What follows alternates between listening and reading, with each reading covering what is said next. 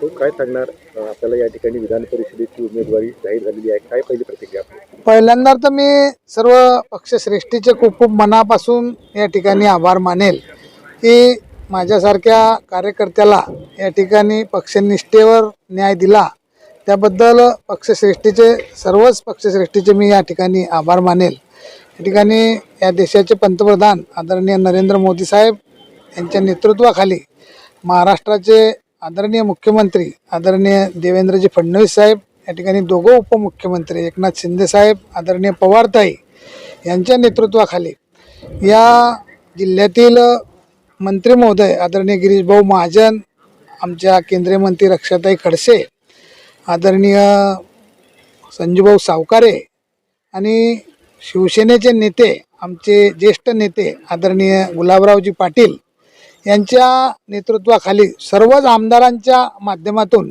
आमदारांच्या सहकार्याने महायुतीचे जे जे सर्व आमदार असतील सर्व आमदारांच्या सहकार्याने या ठिकाणी आम्ही या निवडणुकीला सामोरं जाणार आहोत।